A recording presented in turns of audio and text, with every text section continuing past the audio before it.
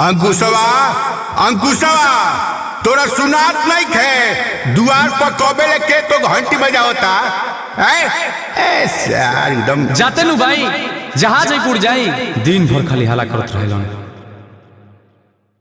बाबूजी बाबूजी देखो आज हमार सरकारी कागज आ गई, नौकरी लाग गई आर्मी। जय हो डिहुआर बाबा। जैसे हमरा बबुआ के नौकरी के कागज भेजल वैसे ही कोनो बढ़िया रिश्ता भेज दे। हे भगवान हे भगवान। हेलो कहीं समाचार सब ठीक बा? सुनो ना हाँ आर्मी के तो नौकरिया लाग गई, पापा से कहियो बियाह करे के। परमानेंट लागल है कि सिर्फ 4 साल वाला? 4 साल के लागल हो। पापा ना करे परमानेंट खोजतानी का हम अभी आवतानी।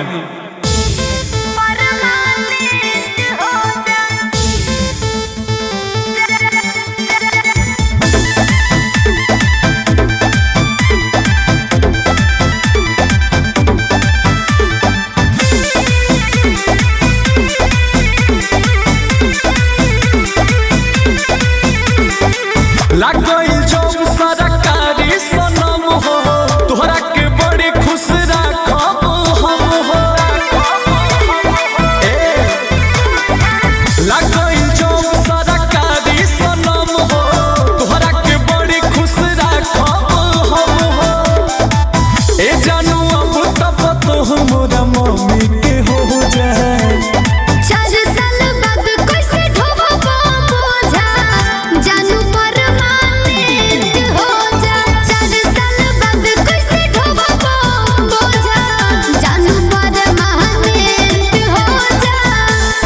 हे तू बुझत है कुनु 4 साल बाद फिर सरकार कोनो दूसरा विभाग में भेज दी, दुल्हा सरकारी रही। ए ना हो, हम अपना बाबूजी के जानतानी, उनका ये सब झोल झाल पसंद ना हो। नौकरी मिलत बड़ी हो भागे, ले लेनी जवानी आइल हो आगे, समझ तू हाला। ए डार्लिंग समझौतानी बाकी घर के लोग ना बुझी बात।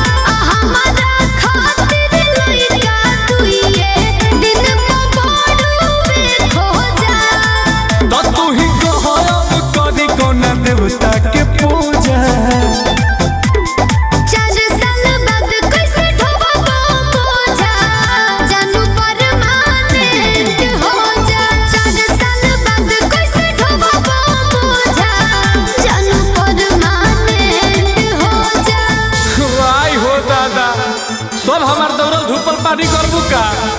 पागल कर देलू एकदम। ए तो हमरा समझ में नहीं आवत, मेहनत कम कइले रहला का? ई 4 साल वाला में कैसे घुस गेला ह? ए हम तारा प्यार में इतना पागल रही कि 4 और 24 बुझाता।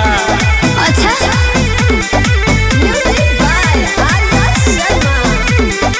तोहरा से शादी करे खातिर कइनी परिश्रम दिनो राती, तबे मिलल वरदी। तो कोनी बात हमर बोला, एह कोई से शादी कर दी। तू सोचते रही जइबो या हमर अचके लाग जाई हरदी। आगे देखल जाई तले अंकुश गरदा में खो जा। 4 साल बाद कैसे ढोबब बोझा जानू परमानेंट हो जा। 4 साल बाद कैसे ढोबब बोझा जानू परमानेंट हो जा। अरे नौकरी तो मिलिए गई सरकारी, बात काहे नहीं को बुझत प्यारी।